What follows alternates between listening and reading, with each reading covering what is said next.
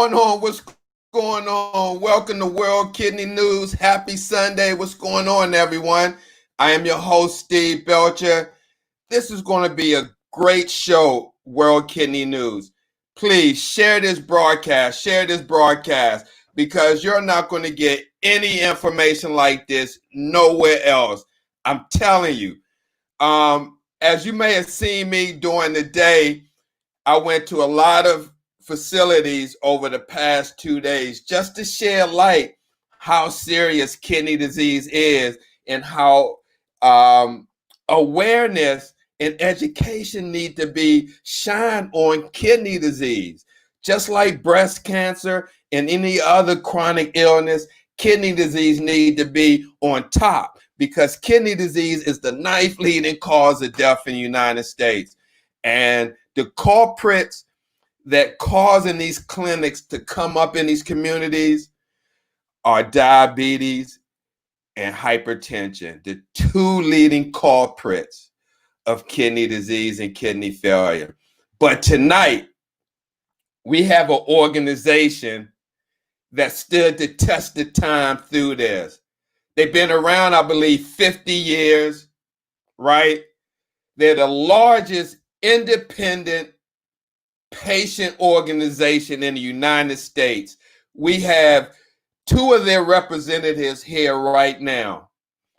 We have Erin, who's Director of Stakeholder Operations for Center for Patient Engagement and Advocacy for AAKP. And we also have Dave Rodriguez, kidney warrior.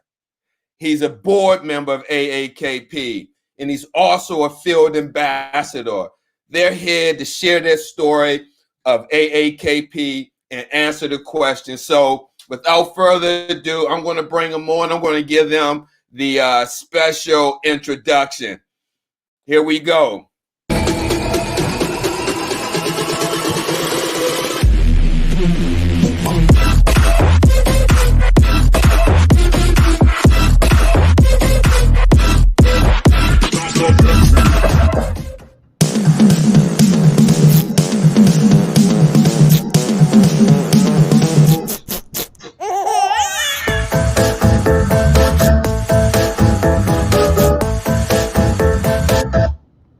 Ladies and gentlemen, Erin, Director of Stakeholders Operation, and David Rodriguez.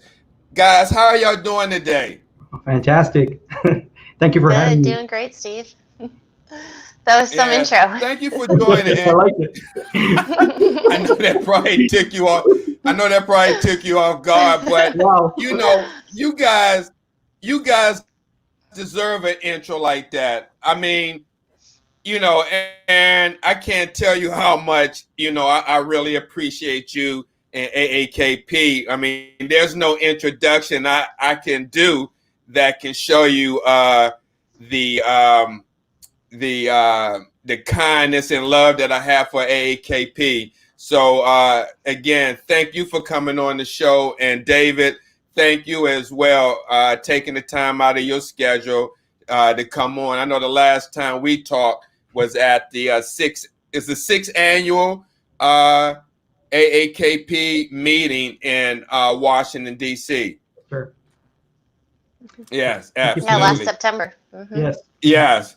So I saw Paul Conway. He was trying to get on, but hopefully he'll be back. And can you? Oh, here he comes. So let me bring on. I got to give him a special introduction as well, because this guy, I mean, he's chair of the Policy and Global Affairs, past president of AAKP, AAKP Board of Directors. But without further ado, I'm going to give him a special intro of Paul Conway.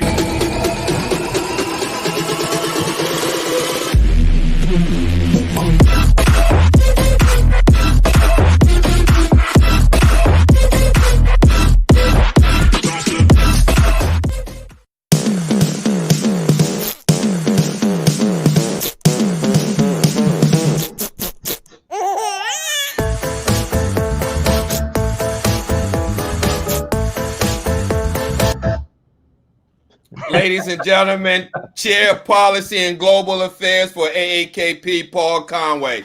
How you doing, Paul? Hey, I'm fine. Thank you so very much.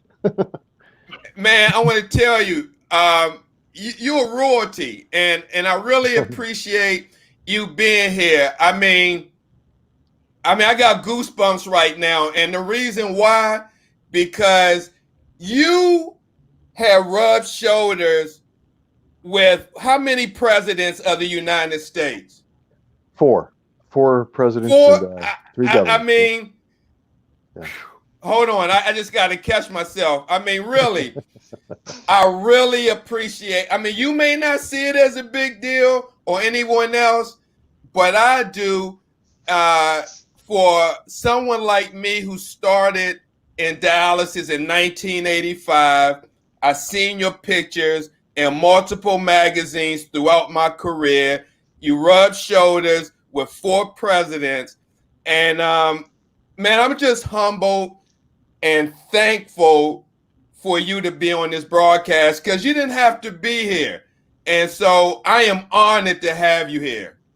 Well, I tell you what, you humble me by telling me that you were on dialysis going back to 85. I didn't go on dialysis until 94. I knew I had the disease, but I tell you what, this is actually the thing of all the things that matter in life. You work for presidents, you work for governors. They're people too, and you have an opportunity to tell your story, and sometimes you can catch their ear, but it's the work that you're doing, which is retail, which is getting into people's households and talking to people and having conversations like this that actually make a difference. Because in the lives of presidents and governors, they're so very busy. If you get 60 or 120 seconds to make a point and they remember you as kidney man or as somebody who is struggling, that's great. But this is the kind of thing that actually creates action, which is organizing people and having the conversation, which is what you do. So hats off to you, because this is the real work, in my opinion. Thank you. I really appreciate it. And it was a pleasure meeting you at the annual meeting in September as well. Thank you again. Wow. You were rocking and rolling, pal. Erin, let's start with you. Can you tell us about well, wait a minute. Before I go to you, Erin, because I know this is going to be long about the field ambassadors, let me just start with Mr. Conway. Paul, can you kind of break down what exactly do you do for the chair of policy and global affairs, and how does that affect the average person on kidney dialysis who may be watching this? Sure. So basically what the job is, if you imagine a lot of different things, you have patients who are in the chair or people who have a transplant, and then you have elected officials on Capitol Hill, and you got, somebody in the White House, the President of the United States, and his senior staff. And so with all the different things that are going on every single day, the chair of policy and global affairs, basically for AAKP, looks at that intersection of patients and policy and what might impact them. And then what I try to do is I look for legislation or regulations that might impact the person in the chair or future payments for doctors. And then we work with our allies to try to figure out what is the best thing that offers the most choice in terms of your care options and the best quality, and try to get that into law or regulation. And that's what we do. So if we look for opportunities, and then we create momentum behind new ideas or new thoughts on how to give care better. Okay. So what has been the most challenging aspect of your position? Well, I tell you what, I have a lot of opportunities, probably more opportunities than time, because we all work as a team at AAKP. So you have the board, and you're well represented tonight with Dave, and then you have our professional staff, and then you have our ambassadors. And so sometimes I think probably what the biggest challenge is orchestrating everything in a good sequence. So if we see an opportunity, we educate everybody on the board, we educate our ambassadors, and then you bring all of those networks to play at the right time to influence Congress or to influence things in the executive branch like NIH or CMS. That's always a challenge because the attention span is short with decision makers. And so you need all of your people primed up and well educated well in advance of that moment to then pull the trigger. But we've had great victories and some frustrations, but mostly victories that we rack up. Mm-hmm. Now, can you just share one monumental victory that you can remember that had a impact on the kidney disease community? Yeah, absolutely. Let me give you a really great one. It was controversial for a very long time, but if you had HIV or AIDS and you needed an organ transplant, it was exceedingly difficult to get a kidney transplant. One, because of the criteria around the operating rooms and the procedures, but also because you had a lot of people that wanted to donate an organ, but the way that laws and regulations were structured, it was not that easy. So AAKP, along with many of our allies, got together, and we're very proud of the fact that several years ago, we were able to change the law so you can now do transplants, organ-to-organ transplants from HIV positive person to an HIV positive person who needs a kidney. So now, instead of having essentially a massive medical problem or a death sentence, you can save someone's life by donating an HIV positive organ into an HIV person. And that is a huge achievement. And I think really for us, hats off go to the community activists, the HIV and AIDS activists of the 1980s and 1990s who modeled what effective change meant in broad coalitions to bring issues like this forward. And what we try to do as activists and as organizers for patients is to use some of those same tactics from those playbooks of responsible engagement, constant education, tell the story of the people who suffer. And then where there's an opportunity to change law, change regulation, you do that so more people can live. I'm extremely excited to have been a part of that. And all of us at AAKP were a part of that with many, many other people here in Washington. But it was on the side of angels. It was good policy. It was bipartisan. And that's always a good thing to see. Feels good. Wow. I mean, it's ironic that you mentioned about the HIV because I was in the field back in the 80s when we started seeing a high rate of patients with HIV come into dialysis. And you're right. At one time, they weren't doing any transplants. And it was pretty much they were stuck on dialysis or home dialysis. And when you was just talking about that, it just brought back some awful times that I remember a lot of patients back in the late 80s who was dealing with this disease and on dialysis. And it just wasn't a good time back then. They didn't have a lot of the antiviral medications that they have now. And that's, so, if I can, that's sure. And what you're remembering in the 1980s, you know, to many people, that's ancient history. We're kind of dating ourselves. But the point of everything that we do at AAKP, because we are a patient organization, is we never forget those we've lost. And those we've lost in their lives have to matter. And how you quantify a life and make it matter is you take action. And so for all those who suffered HIV and AIDS, I would like them to know in heaven that their example empowers another disease group to keep moving. And for those of our friends at AAKP that we've lost, and we've lost so many good people over the years, their lives had to matter, and they do matter because it fuels us to be respectful, responsible, but intensely engaged in the policy process. And I'm glad you brought up. I'm glad you brought up the 1980s and what people went through and all the suffering and all the people they left behind, all the families and friends. And it's a salute to their dignity that we keep active. Absolutely. Absolutely. Erin, so can you share with us about the AAKP Center for Patient Engagement and Advocacy? I know that the patient field ambassador is just one aspect or falls under the umbrella of the patient engagement and advocacy. Can you share some of the other initiatives that fall under that umbrella? Sure. So all of our patient engagement efforts. So anytime a federal agency or one of our industry partners comes to us and wants to hear the patient voice, whether it's to help move forward legislation or make a change in regulations, or meet with a company that's developing a new drug, or whether it's for anemia or a new dialyzer machine, they reach out to us and they're asking for patients to speak with, to visit their offices, to talk with their staff, to really help understand what it's like living with kidney disease and, what other associated conditions individuals deal with, and what they want to ultimately achieve in life, and what are the barriers, what are the challenges that they're facing, and how can these companies and federal agencies make those patients' lives better, so they can achieve their goals and their aspirations. A lot of times it's simple things like they want to be able to spend time with their kids or their grandchildren, and oftentimes that's not something that people think of when they're developing a drug to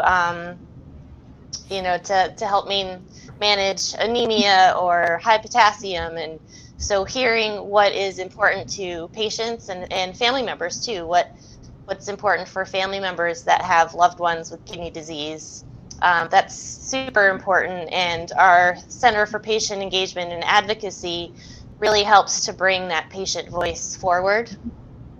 Mm-hmm. So the Ambassador Initiative is just one little part of that. Mm-hmm.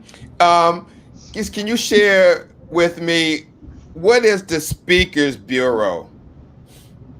Yeah, so we get a lot of requests for individuals to go to companies or attend meetings and speak, about their lives living with kidney disease, or as a spouse or a mother of somebody that has kidney disease. And so the Speakers Bureau is a group of individuals that have worked with us for a long time. And by worked, I mean, have volunteered with us and have been really active with us, and who are really just very excited about sharing their story. They have expertise and knowledge in specific areas, whether it's having diabetes or hypertension, being on dialysis, having experience with home dialysis. So the Speakers Bureau is an opportunity for us to kind of highlight different topics that people are really strong, at speaking about. And so when a company or somebody comes to us and they request to have a speaker from our organization, we go to our Speakers Bureau and we see who would be the best fit for that audience. Oh, wow. Okay. Interesting. Erin, I just wanted to ask you a question.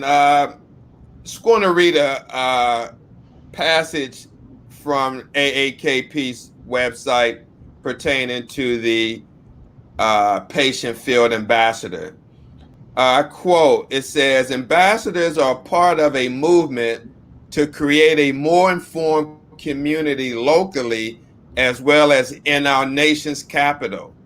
Ambassadors are recognized as leaders in the kidney community. Their perspectives are sought after to improve diagnosis, treatment, and care for those impacted by kidney disease. My question, can you elaborate when that sentence says sought after to improve diagnosis, treatment, and care for those impacted by kidney disease? How is that displayed? Yeah, so The improvement of that. right. So I think a lot of people are familiar with the term of patient engagement and seeking out the patient voice, and I think that's really become more prominent in the last several years in regards to research, development of new drugs, treatment choices, regulations, policy regarding meeting with the FDA or CMS. So we're really kind of the go-to place for these companies, federal agencies, and other organizations that are looking for, that actual lived experience. So Got you. Individuals, yeah, so individuals that have the experience and can speak about what it's like being on peritoneal dialysis, or dealing with gout, or having to manage their phosphorus. So that's what I our got you. I got it now. So yeah. you're saying like maybe some of the companies that AAKP may work with may want to seek after some of the patients who may be able to help them pretty much give them their perspective on the diagnosis and treatment of how they're dealing with kidney disease.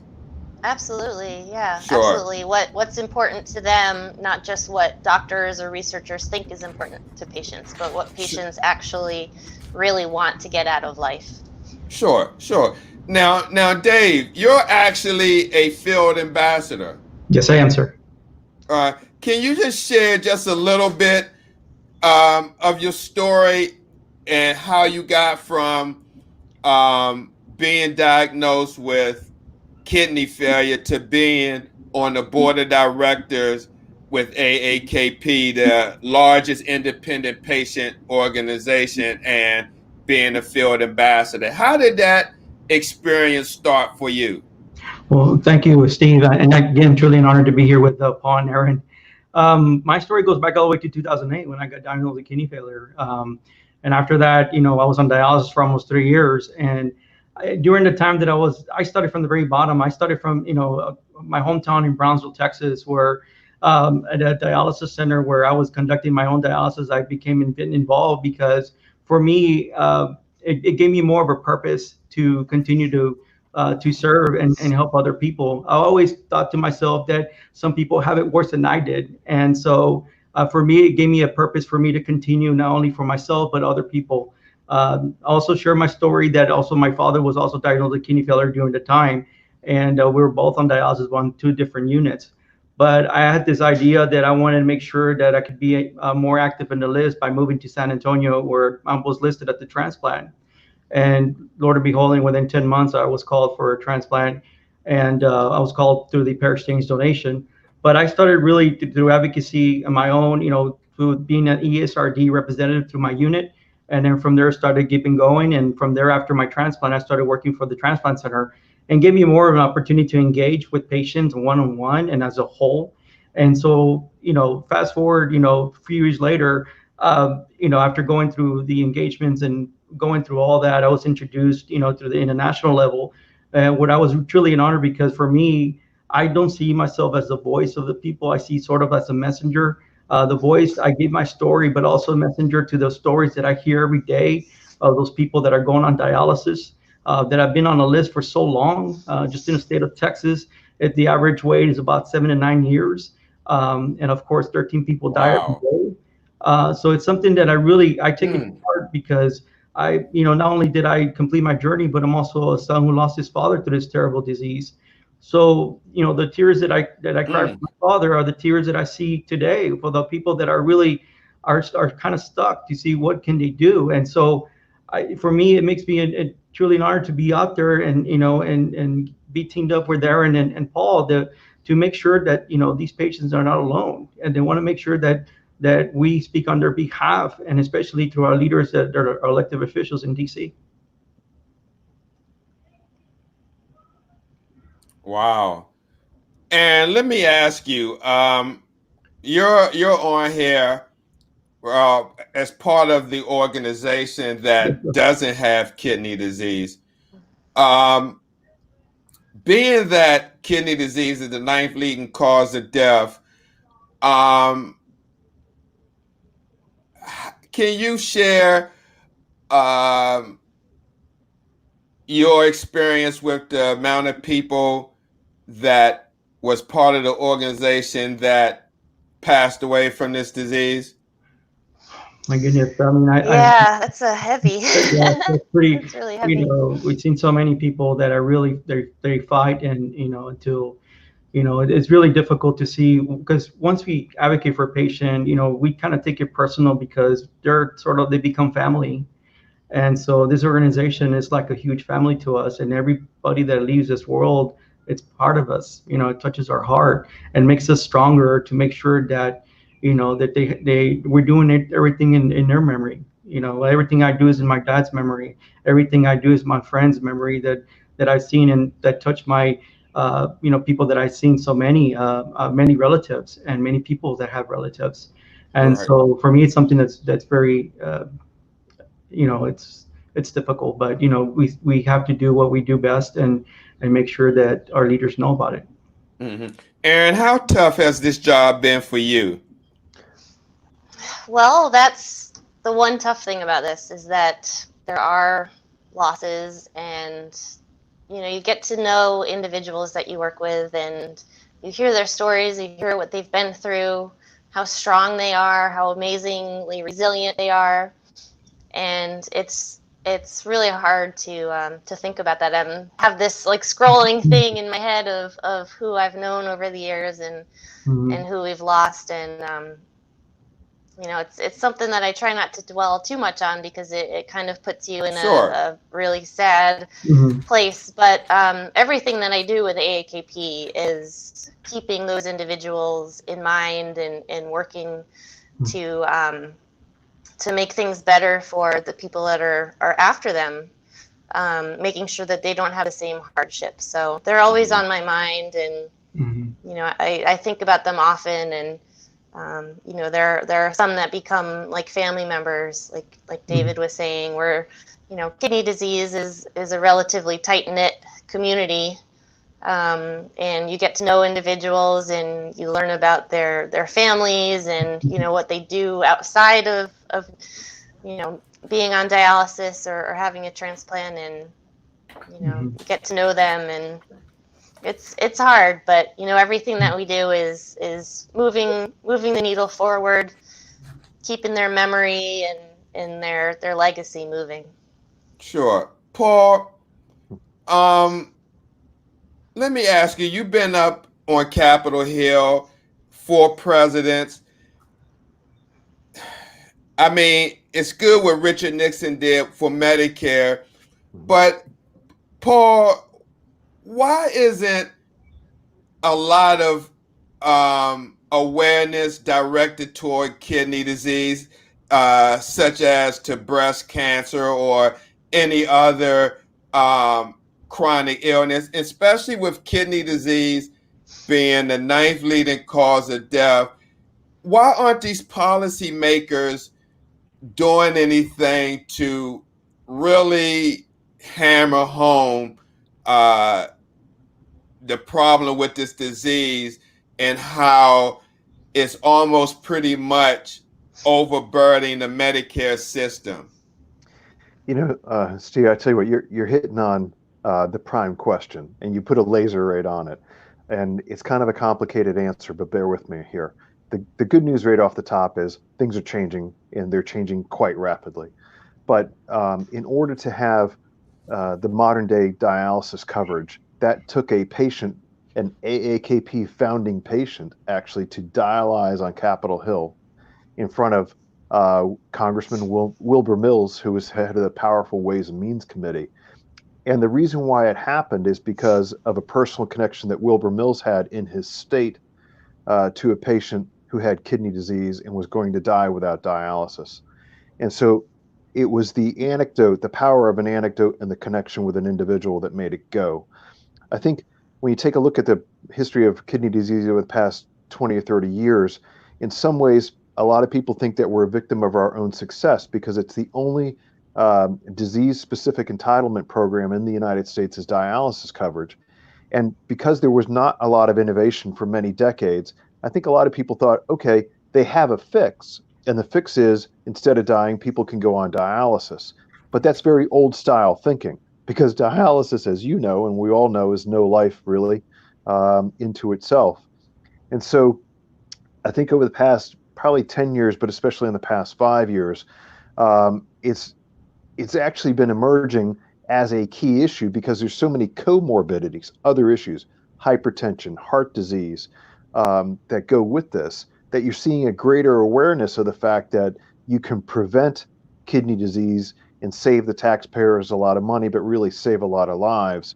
And that has fueled more action and more understanding. But it's one of those things that I think in other disease areas, whether it's been a personality who has gotten it, or a major campaign around it, that has certainly helped. But one of the key things about kidney disease that they always say, and it's true, it's a silent killer.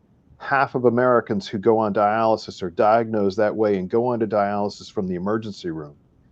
And because of that, I actually think that has hurt the knowledge of kidney disease and the impact of getting a community organized.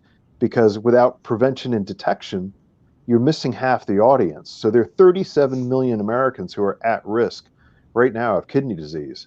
Wow. It's a phenomenal number. And but a lot of those folks may not understand that they're pre-inclined to it.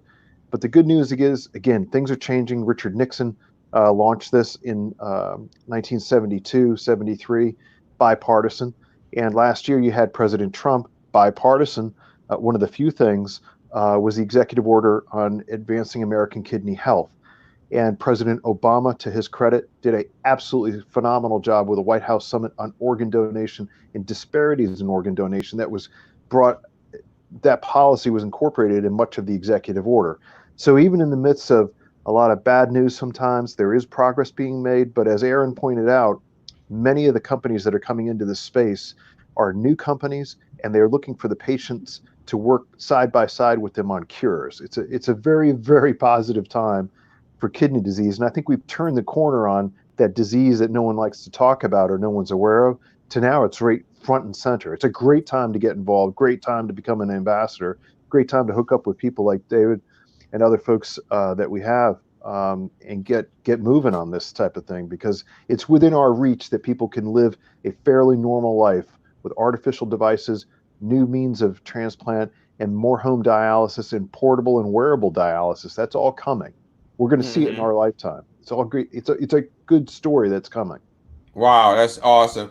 Now, and speaking of what you said about people getting with David and Erin, we had a comment from Verna Johnson. She says, how do I get with the Speakers Bureau? Would love to tell my story, Steve Belcher. So, I mean, that would be for you. But if somebody had a transplant, because I think Ms. Johnson, she had a transplant, and she wanted to be on the Speakers Bureau, is that something that she has to like start from the bottom and work her way up, or she can sign up and then automatically be on the Speakers Bureau? Yeah, so she can reach out to us. She can email info@aakp.org, or if you have the ability to put my email address up there, it's just E and my last name Kahle@aakp.org. We can sign her up for the Speakers Bureau. We can talk to her about becoming an ambassador if she's interested.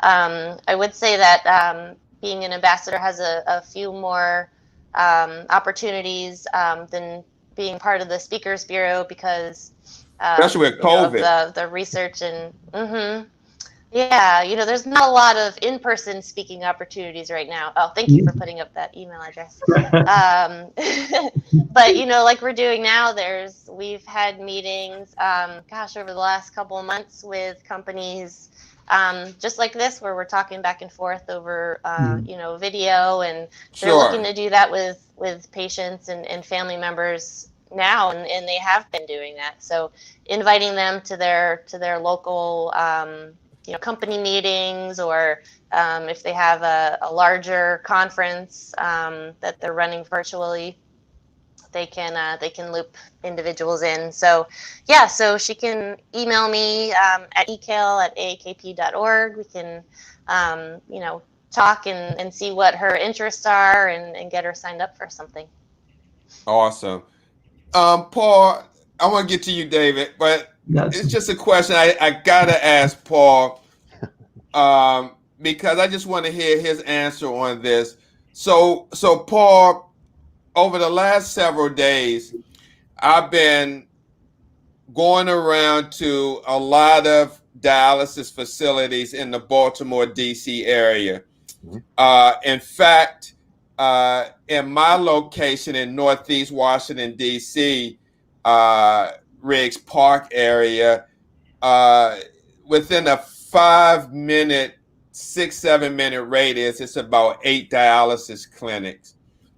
And a lot of them in Baltimore, especially the Vitas, are right next door to Dollar General, Family Dollar. Now, my question is, Paul, is putting a dialysis facility next to a Dollar General, and this is not by coincidence, I don't think. Do you think this is systematically done in communities that are at high risk for diabetes, kidney disease, and hypertension?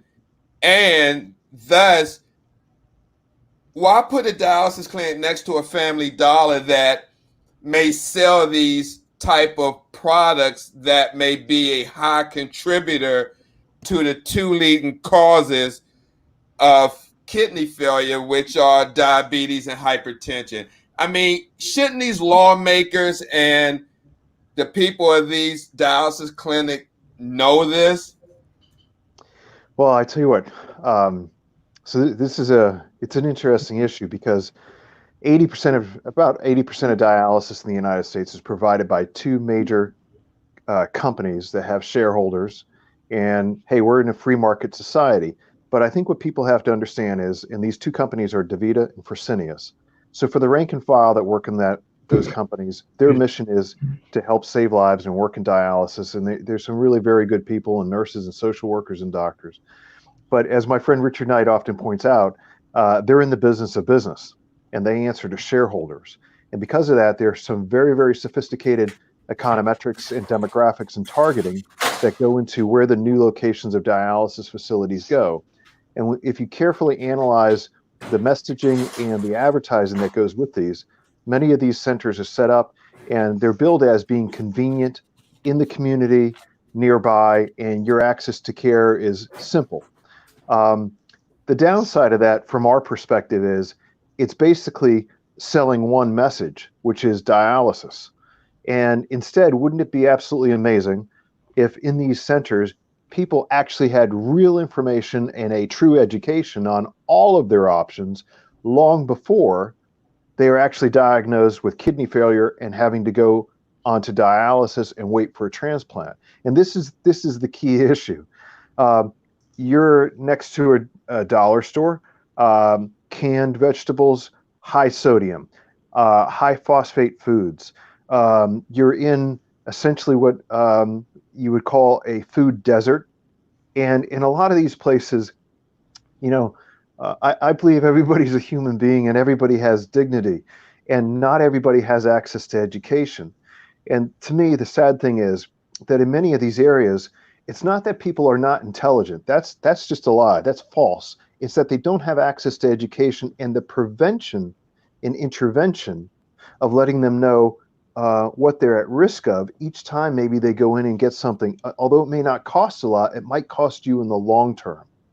But that's not what the dialysis facilities are set up for. They are there to do business in that population that they have targeted and look at as a return.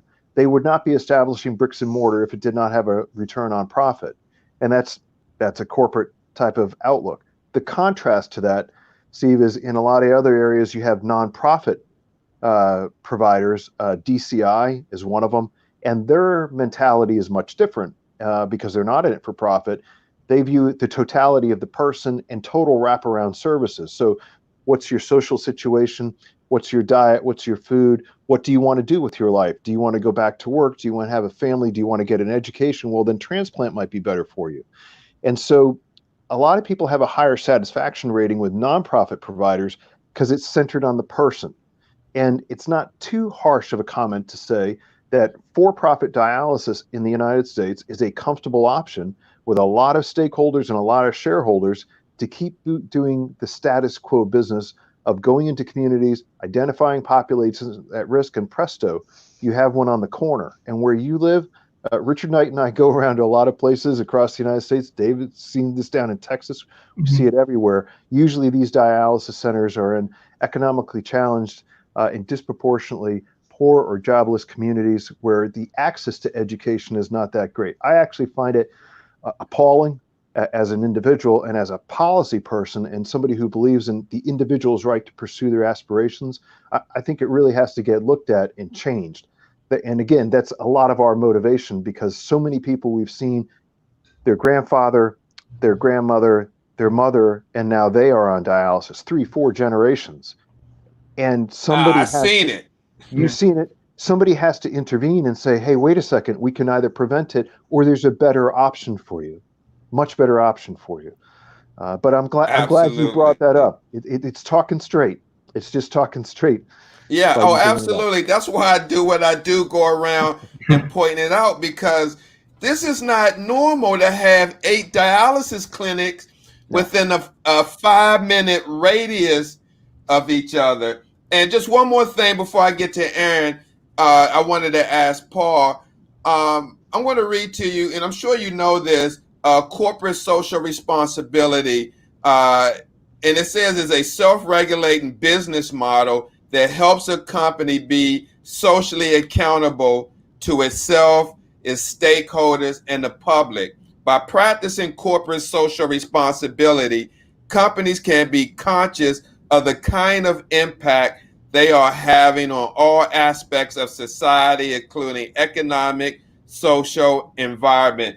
Now, with that being said, Paul, do you think Fresenius DaVita's having 80% of the market, do you think them implementing more community awareness where they set up these facilities would be corporate social responsibility on their behalf? It would be, but here's the thing, and I think we've all seen this, and if you look at national events now, I think it is actually, there's a parallel. You can do a lot with a press release. You can do a lot with words. What matters is, where do you put your shoe down? Where do you take the walk? And who do you walk alongside? That's what matters. And, you know, it's great to have a statement about that, about social responsibility. If you're a major company and you're doing dialysis and you talk about these things. However, if we run up against you on Capitol Hill and you're promoting a law that denies a patient a choice and tries to steer them into a dialysis center and then try to control their options for a transplant, that's not corporate social responsibility. What that is monopolistic behavior. That's a trust, and it ought to get busted. And whether you bust it with, you know, the media or you bust it on radio shows like yours, you have to call it out, because I think that the truth is, you can have great statements like that on your website, but if you're not out there offering people the options that are best for them, that actually empower their aspiration, then it's just words.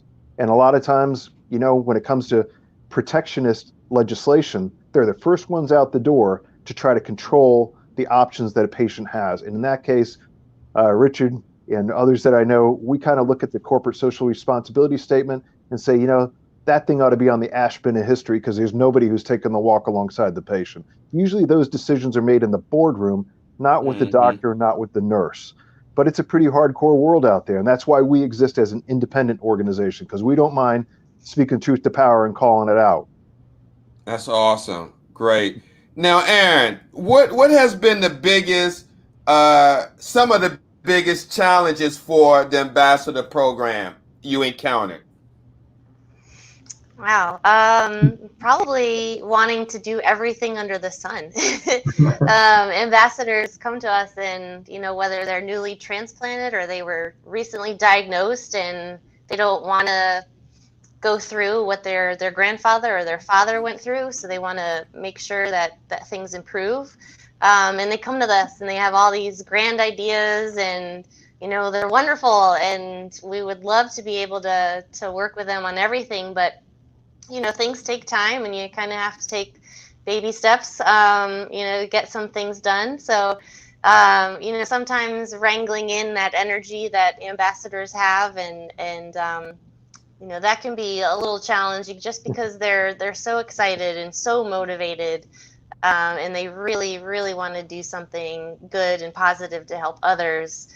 So kind of bringing them in and getting them to focus on, you know, what can be done right now. You know, where can they share their story? Where can they make the most impact right now? Now, Aaron, can there ever be enough field ambassadors? I mean, do y'all have a cap limit on how many ambassadors that the AAKP takes on? No, no. If I could clone myself and since I oversee the all of the ambassadors, I would love to have hundreds and hundreds and hundreds, more. So, ideally, I think we want an individual in every congressional district. Mhm. So that's over 400, 400 ambassadors, and we've been expanding globally because we are. I was just going to ask you that. Yeah. Yeah, so we want to be in every country, so there's really no limit to where we want to go. But it's the manpower of trying to manage it and make sure that everybody has the same opportunities, and they have some kind of guidance, and we can be there to support them through everything. So we'd love to keep growing as much as we can. So if somebody was watching this in Cameroon, they would be able to join as an ambassador. Absolutely, yeah. Yep. Do you have followers in Cameroon? Sure. Yeah. Oh, that's great. Do you know Ia? I know she. I believe she travels. Yeah, she's traveled to Cameroon and does a lot of advocacy work there. So. Yeah, from the Ia Foundation. Yeah, exactly. Yep. Oh, awesome. Now, David, what has been the most challenging part of being a field ambassador for you? You in Brownsville, Texas. You go to a lot of units. In fact, I saw where you restarted your advocacy. Have they lifted some of the restrictions far as for COVID where you're at? Yeah, well, some of them. Actually, I'm born and raised in Brownsville, but I'm here in San Antonio, Texas. I work for the Transplant Center for University Transplant Center. And so I'm very blessed to have a position where they allow me to travel through all these dialysis units. I visit 174 dialysis units throughout South Texas. Wow. Yeah. So just here in San Antonio, we have 55 dialysis units that I visit. Corpus Christi might have 16. Laredo might have 8. And that's including the outside perimeter, which are the rural areas, the small towns, the Carrizo Springs area, the Gonzales, all the way to Midland, Texas, and Odessa and Pecos and Socorro, and all the way to El Paso. And then I get the flight and come back. But I drive all the way over there every year. Now I'm sort of like, I could say 6 months behind schedule because of the COVID. But I'm very excited when dialysis units do call me and says, hey, are you able to do a lobby day? Absolutely. I did one just recently.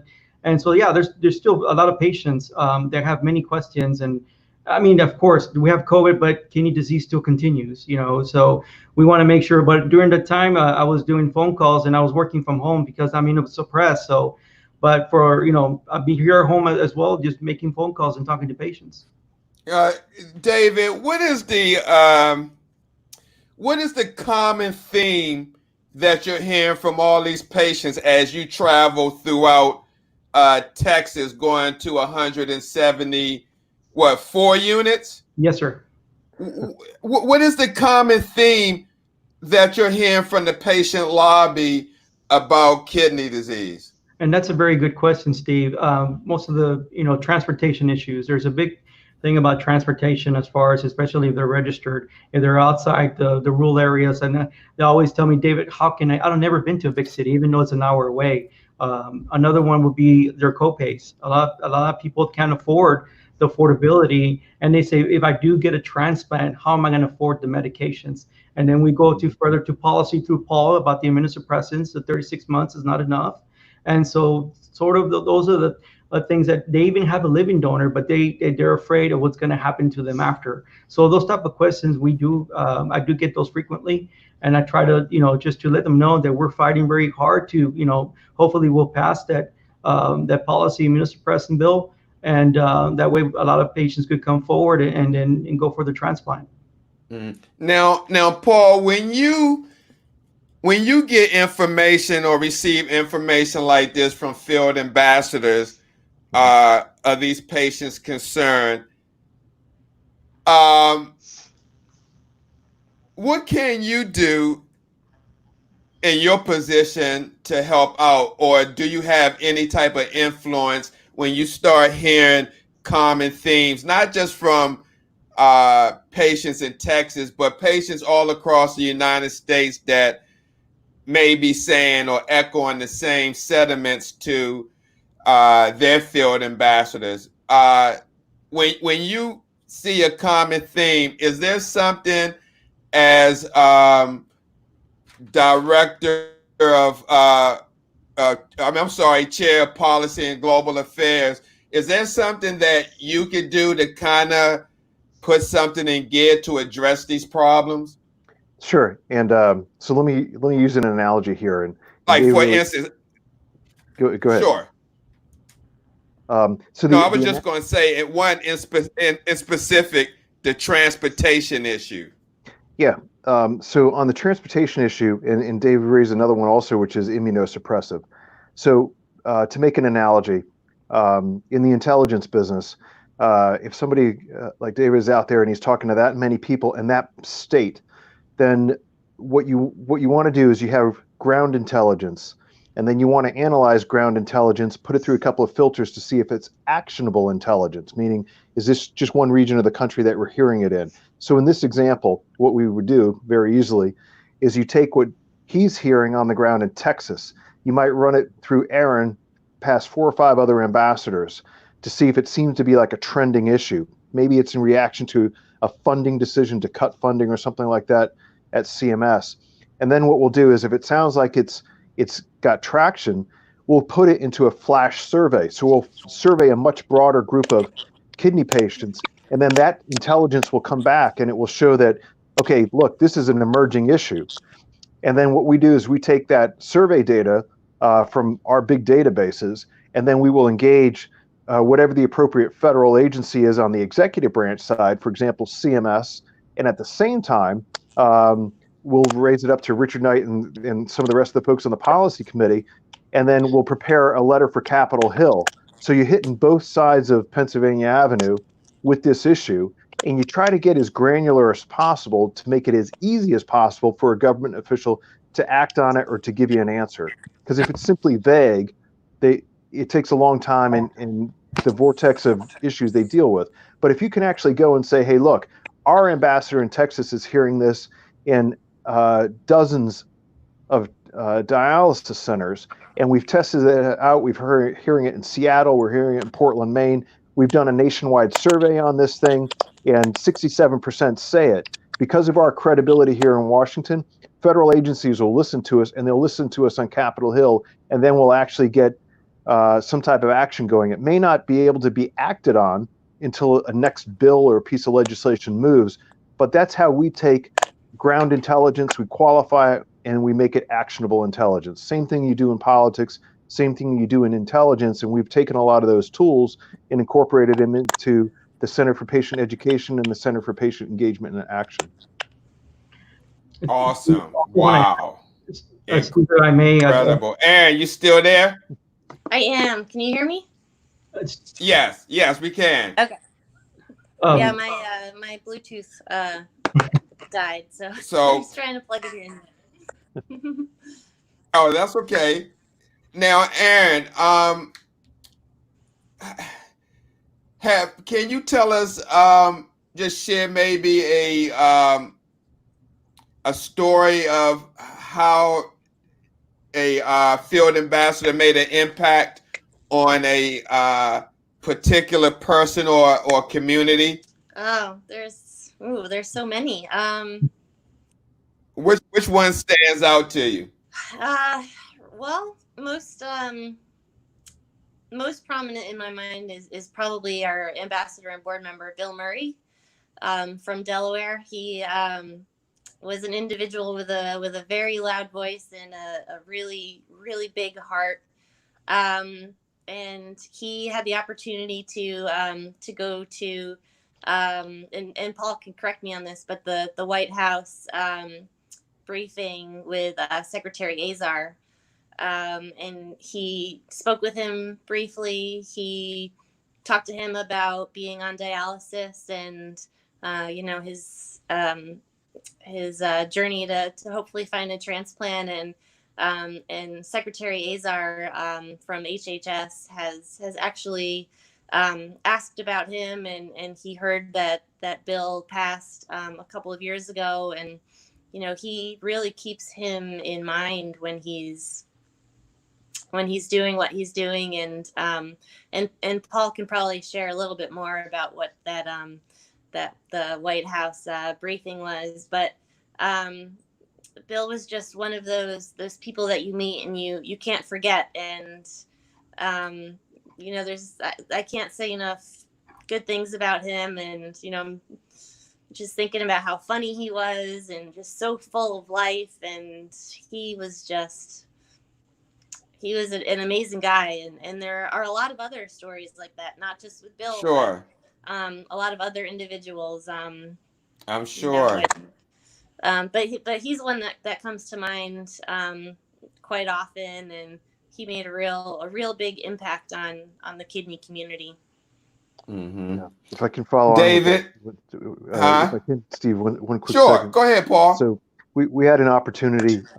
This was on the issue of the cost of medications, and transplant medications were in that mix. And we had an opportunity to meet with Secretary Azar at HHS. And so Richard Knight and I went over, we spoke with the secretary. His father had a kidney transplant. His father was immunosuppressed. He had been on dialysis. Secretary Azar had taken care of his father on dialysis. And out of that meeting, we ended up, believe it or not, we ended up with a full left front row at a White House event in the Rose Garden, all kidney patients or kidney doctors, all of us, the entire front left row, which is very hard to do. And Bill was there, Richard was there, the whole crew. But what was interesting is the reason why Bill Murray was there, he had made such an impression with the secretary. And after the event was over in the Rose Garden, Bill Murray took his shirt off, and underneath it was a lime green T-shirt that said, "Get Bill a kidney," because he needed a kidney.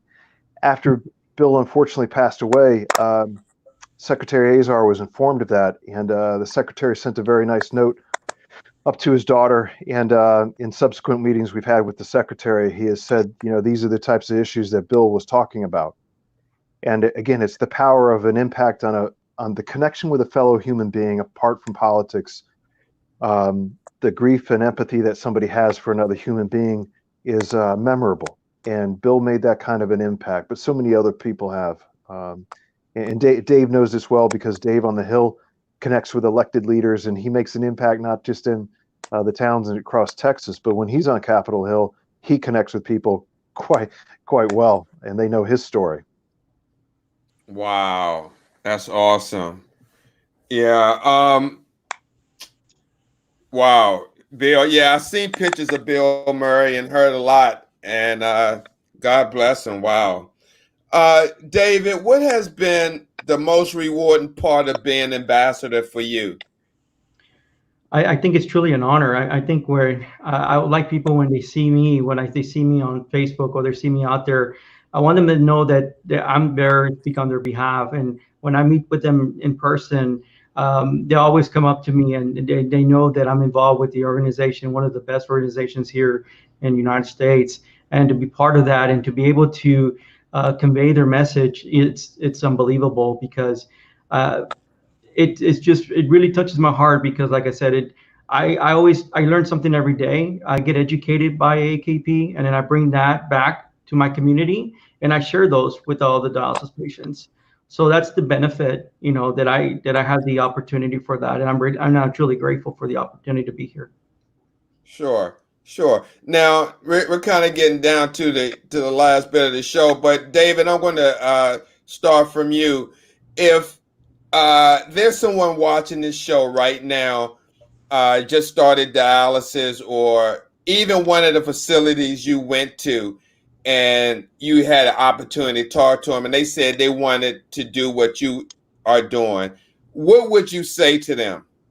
Absolutely. I mean, with anything, is anybody can get involved. I mean, as far as when you start, I mean, it's overwhelming as it is. I mean, when you're going to start dialysis, one of the biggest challenges is about accepting that you have an illness. I mean, A lot of people, you know, you have a life a week ago, and then next thing you have a catheter, and so it's overwhelming. But at the same time, they want to make sure that they want to learn more about the disease now that they have it and educate themselves. So they could always reach out to me or to anybody at AAKP and just get involved and learn more. There's a lot of educational information that AAKP provides on their website. A lot of information, so many information that, you know, they could be able to read about the disease, and information and resources how to ask questions and get answers. Wow. Okay.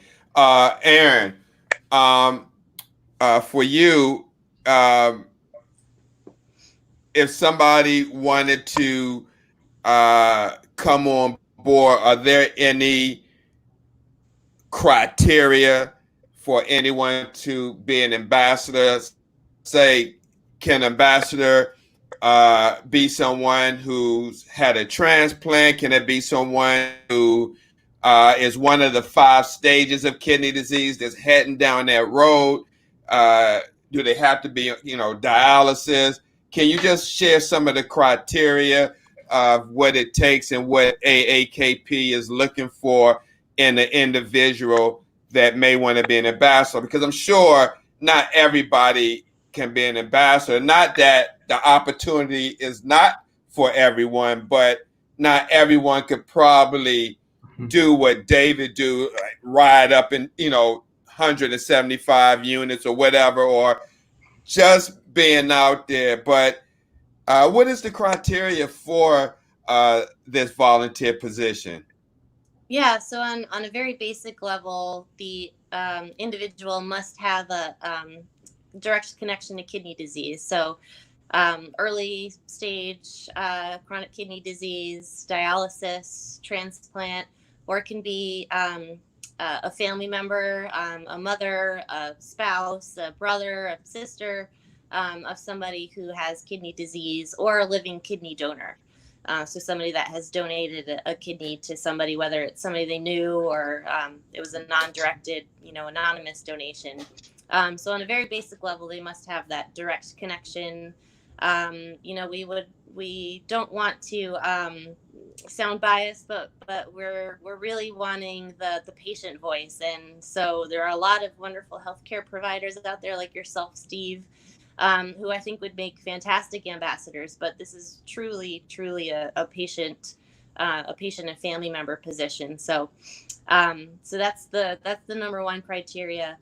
Number 2, I would just say, you know, having a desire to make a difference, whether it's in their own lives and, you know, if they have, say, FSGS or PKD, and they want to do some work really specifically on their form of kidney disease, or if there's somebody that wants to impact kidney disease in general or on a larger level.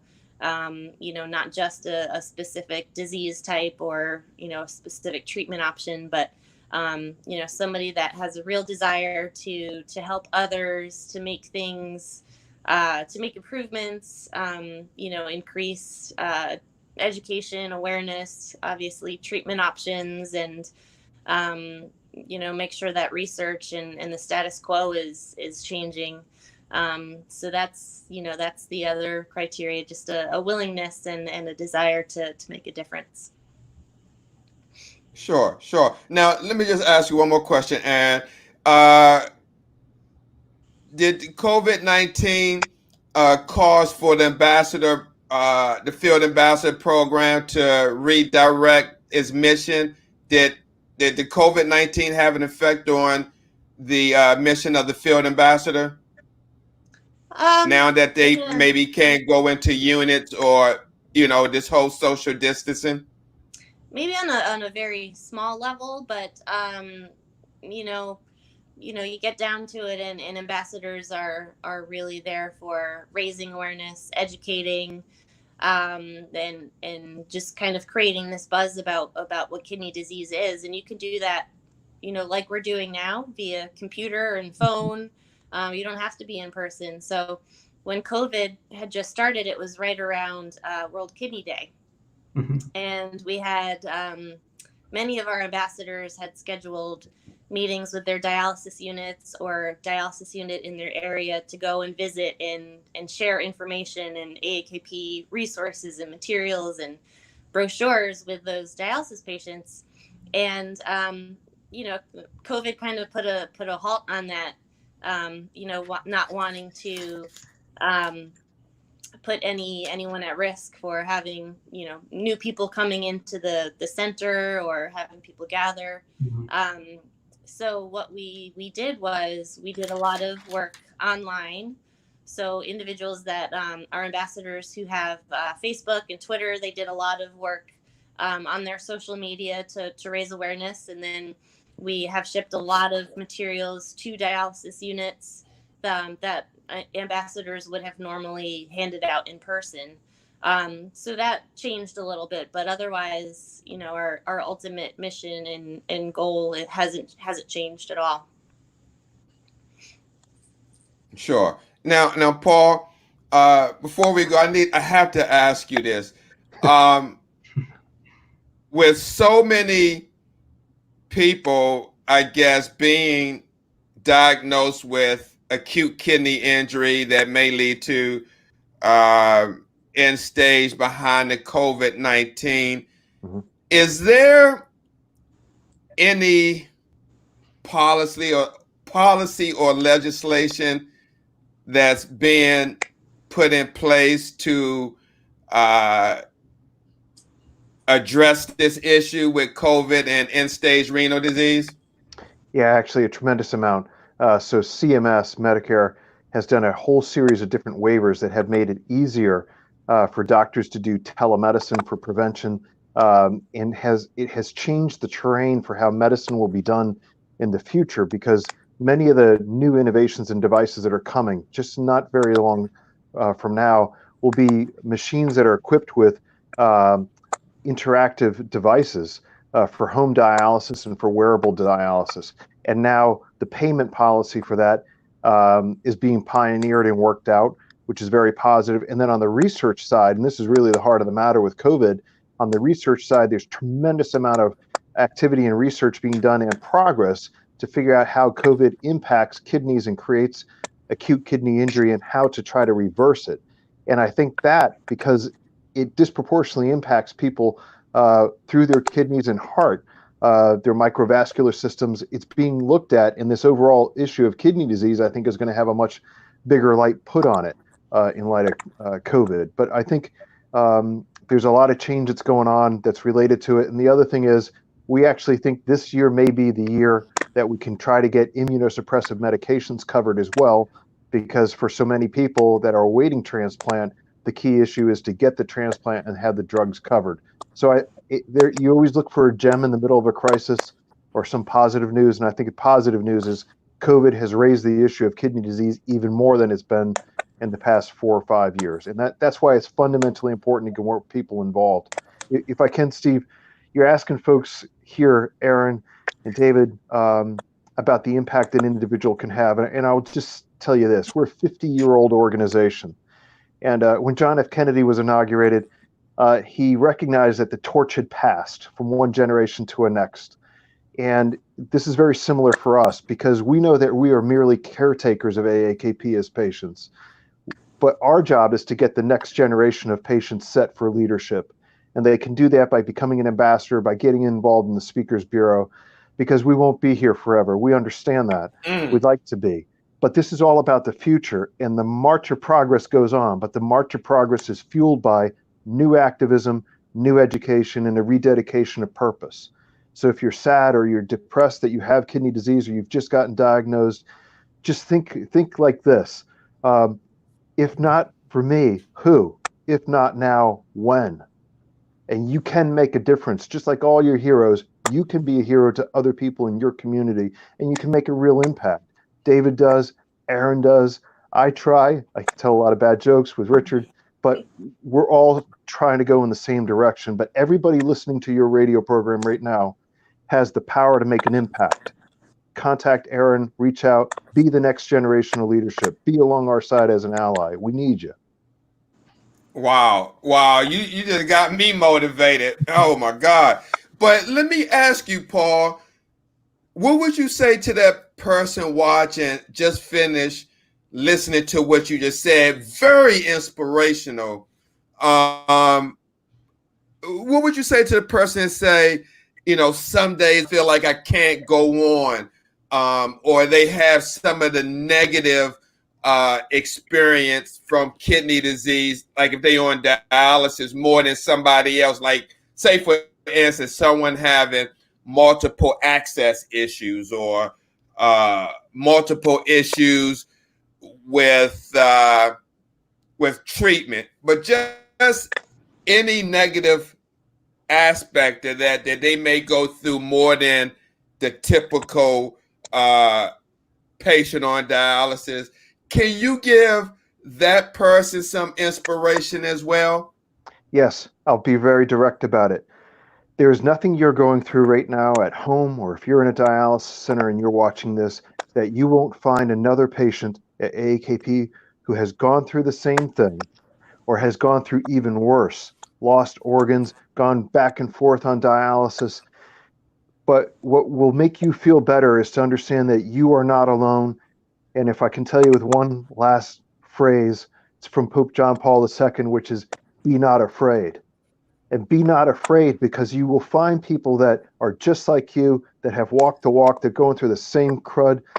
I used to get up in the morning. Sometimes I'd be sick as a dog. I wouldn't want to go to work, but I'd make myself go. And I'd be in my office. I had a great boss who understood I was going through this. And she'd be like, why aren't you home? I know why you're not home, because you have to be here. But you will meet people in your life, and it's a safe place, AAKP. We've all been there. It's understood. You can talk to us. We get it. We've walked the walk. And folks like Erin and our staff, they've been around people for years. They understand this. But don't be afraid. You're not alone. But you can translate that into something positive to help other people. Because like it or not, there are other people out there that are even sicker than you are. Turn it into something positive, please. It makes such a difference. It really does. Wow. That was powerful. Thank you, Paul. I really appreciate you sharing those words of encouragement. I really do. Thank you. But guys, we definitely finished. But I just like to thank all of you for coming on World Kidney News. David Rodriguez, board member of the board of directors, AAKP, and field ambassador from San Antonio. Erin Kahle, Stakeholder, director, Stakeholder operations, correct? Mm-hmm. Yep. For the Center for Patient and Engagement and Advocacy, and You Paul got it. Conway, chair. Huh? Oh, you got it. Nope. What happened, Erin? No, I was just saying that you got it. Oh, right. okay. Yep. And Paul Conway, chair policy and global affairs. Man, I just like to thank all of you for taking the time and come on, and would like to have you each back on again at a later date just to give us an update of what's happening with the patient field ambassador program. Hey, Steve, can we give you a shout out? You get in there and you do the grind and you educate a lot of people, but all of us, this is from all of us. You have our respect because you're out there educating people, and what you're doing, you're making an impact. So thank you for taking the time to educate everybody. And we're kind of interlopers. We're guests on your show, but you're driving it. You are the message and you're the medium. So thank you very much for what you're doing. You're saving lives. Thank you, Paul. I appreciate that. I really do, especially coming from you, rubbing shoulders with 4 presidents. I got the bruises and calluses. Yeah. Well, guys, thank you so much, and I'll be in touch. Please, if you watch and share this broadcast. But again, thank you guys for coming on, and have a great evening. Thank you, Steve. Thank you so Thank much, you. Steve. See you guys. Take care. All Be right. safe out there. All right. All right. Bye-bye. Right. Bye. Bye. Guys, this was an awesome show. Let me tell you, man, I am stoked because to be able to have on representatives from the AAKP. We're talking about the largest independent patient organization in the United States. Paul Conway rubbed shoulders with 4 presidents. Who would have ever thought I would have a gentleman on my show, right, rubbing elbows with 4 presidents? Yeah, they're just another person, but I don't know any other show that's going to have, individual like Mr. Conway and give you down to earth information. This guy didn't have no airs, wasn't smug, none of that political type of stuff. He was right there, ground level. So this was a great show. Erin, Kahle, directed Stakeholders Operation for phenomenal person, David Rodriguez. This was just a great show. I want to thank you guys for watching. Again, you can't get this information from anywhere else online other than Urban Health Outreach Media. And guys, keep coming back. We're going to have more for you. Again, keep watch out for my videos, putting clinics on blast, or pretty much raising awareness. And then once things kind of start simmering down, I want to start back up my travels across the United States to raise awareness on facilities in urban communities around the country. This is a global, national problem. Again, be aware. You don't want your neighborhood to look like this. Wait a minute. Before I go, let me just show you guys. Wait a minute. Let me go to my brand. I want to bring something up before I go that's very disturbing that you should know about. I'm loading it up now. Very, very disturbing. If you haven't seen this picture, as I was talking with Paul Conway, this shouldn't be. This should not be. And this is starting to be the new trend. Okay? This is the new trend. Don't fall for the trappings. Don't fall for it. All right? It may not, you could go to the dollar store and eat that food now. It may not cause problems now, but on the back end, that's where it's going to hit you. Boom. That's where you wake up and you're at the ER and you ask them what happened and you're on dialysis. Don't become a victim of circumstances behind diabetes and hypertension, the 2 leading causes of kidney failure. This is absolutely appalling. So that's going to be the new norm. You know how you see liquor stores and stuff under certain things? This is what you're going to see. It may not be Family Dollar, it may be General Dollar. So I'm going to continue. I swear to you, on my grave, I will continue this fight. I will continue it till the day I die. Mark my word on it. There's going to be some type of change. Sign the petition that's on my page to hold dialysis corporations accountable for putting diabetes, high blood pressure, and kidney disease awareness in urban communities that are at risk for chronic kidney disease. That way you won't have 8 facilities within a 5 or 10 minute radius. Thank you guys for watching. know I have some new watchers tonight, especially on my feed. Aisha, Shaba, thank you for watching. God bless you.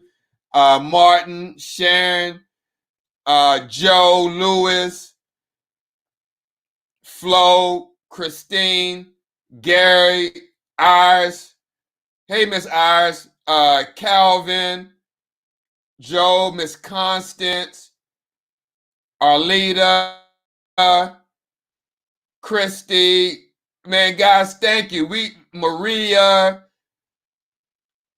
Eric, we got to support each other. Martin, we got to make this go viral. I mean, again, I'll be the poster kid for this movement. I don't mind. I do have stuff to lose, but I don't have anything to lose. So let's just make this go viral, this information, awareness. Again, the 9th leading cause of death in the United States. We got to do something about this. We got to get it off the top 10 list. It's the 9th leading cause. We got to get it away. We got to get it off the top 10. How do we get the 9th leading cause off the top 10 leading causes of death in the United States? It's not the first, second, third, fourth, fifth. It's the 9th. Not even breast cancer or prostate cancer is on that. Not even HIV. So look, we got to get these priorities straight. We got to hold these big dogs accountable, and we got to do it, and we got to do it with force. Hey, Jerry, thank you for watching. My buddy Jerry from Seattle. God bless you, buddy. Share the video, share the broadcast. Stay safe, Jerry. You know what it is. Guys, again, thank you for watching. About to tune off. Watch us this Wednesday for Warriors Quest, Jared A. Brown. It's going to be a phenomenal show as always. Again, be on the watch out for me. You may see me Monday, tomorrow, doing filming for Urban Crisis, shooting more footage. The story has to be told. It has to be told. Like Paul Conway said, it's not for me. I'm 56 years old. I'm halfway 100. I don't know how long I got, but it's for my granddaughter, my grandson, 10 years old, 7 years old, the next generation. Because if we don't, the next generation, my grandkids, your daughter, they may end up here at DeVita that's right next to Family Dollar. All right? This is who this is for. We got to watch out for that next generation and for people who are in the stages of kidney disease to halt that progression. We got diabetes and hypertension. We need to get these people to get checked for kidney disease. All it is a urine and blood test. All right. All right, guys. Thank you for watching. God bless you. I'm Steve Belcher, Urban Health Outreach Media. I'm out. Stay blessed. God bless you. Peace.